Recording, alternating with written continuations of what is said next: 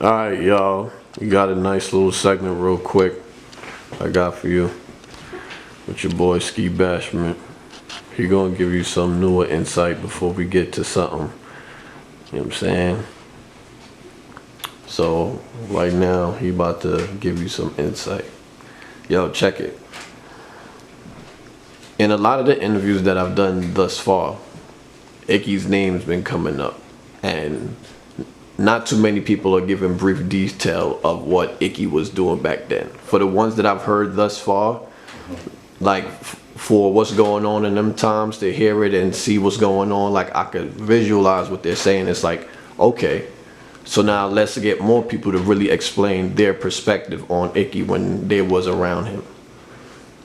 So what's your perspective on Icky when he was around dancing? Icky was a dancing psychopath.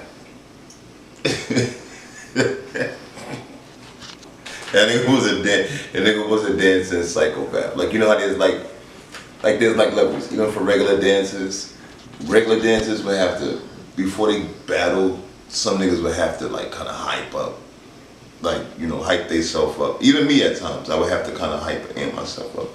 Very rarely where's there ever a nigga just wanting to and ready just to finish somebody. Like, Ick was a problem.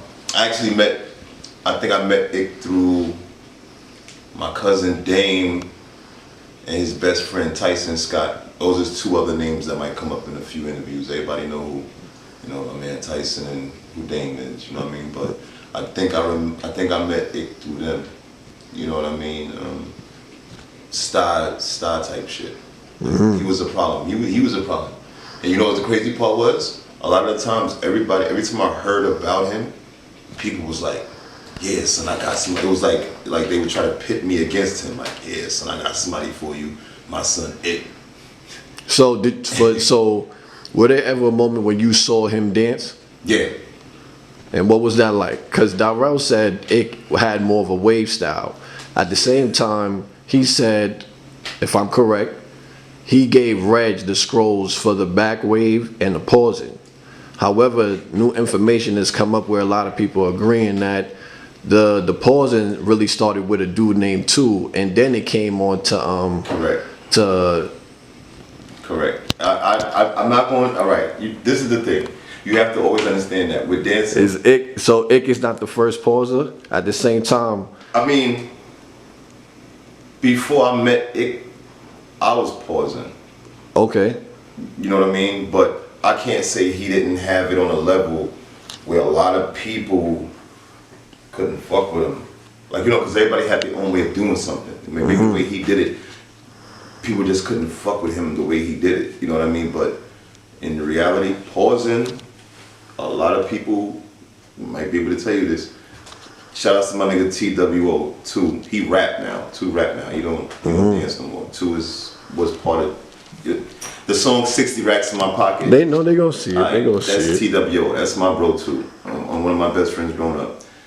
Two introduced me to a pausing style. We used to have a little squad and a little clique on the Ave. It was me, Two, Porky, Racer, my homeboy Mesa, and a few other people around us that would dance, like, you know, Reed, even my homeboy Venom, but a lot of them didn't take it as serious as like me, Two, Racer, Porky.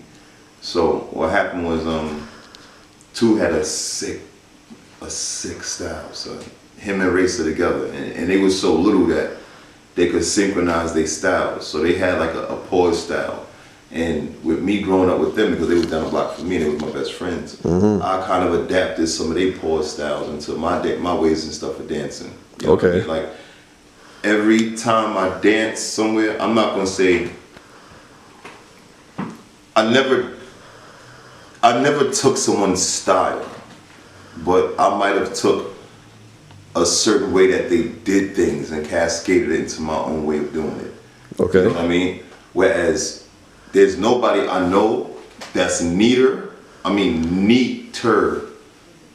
in the pause than the top three names I'm gonna name. This is my personal opinion. Okay. There's Two is first, I'm sorry. It's Two is first because I grew with the boy from Sandbox to know how he moved. There's two first, and then there's Icky. And then last but not least, I gotta give the pause to Bingy. Like Bingy took it on a level where he would be on the floor. Like that nigga back could be 4 inches from the floor, son. I've seen this nigga do this shit. I can't explain it. Like he literally will battle somebody and then go way back. I'm talking about his back will be probably this much from the floor, and he'll pause, and then either come back up forwardly or come back in reverse and doing a 1-2. Gordon got a sick pause game too. I can't front, but Gordon's style is so unorthodox that you may not catch the pauses when he pausing because he just his energy and it is just. But if you can articulate how the body move with emotion, like every time you move, everything is pretty much, you know what I'm saying, a pausing and taking emotion. The way Gordon's is Gordon got a sick one too. Shout out to the boy Gio. Yeah, man. But honest opinion, I personally have to decree that the pause did start on the Ave, on Franklin Ave. Like I'm saying that because it was part of our style of dancing in that area. And a lot of people, this is the crazy part. A lot of people don't even know exactly where I'm from. Because I was born in Crown Heights, raised in Bed-Stuy, so They gonna know your joint covered. A lot of the times, what I knew from the Heights, I would travel back up to the style with. You know what I mean? And biking back and forth and vice versa. But I'm honestly, if I can hold it down and say it the true way, 2 kind of started to pause. Word on the Faith rhythm. He had a certain rhythm he used to do it to and bust heads, and that was the Faith rhythm. Yeah. So. That's that. That's that, y'all. I'm gonna keep it spanky. Like 1,000 proof. There's no more 100 proof bottles. It's 1,000 proof bottles and better. Sheesh. Enjoy your day, everyone. Salute. Hey.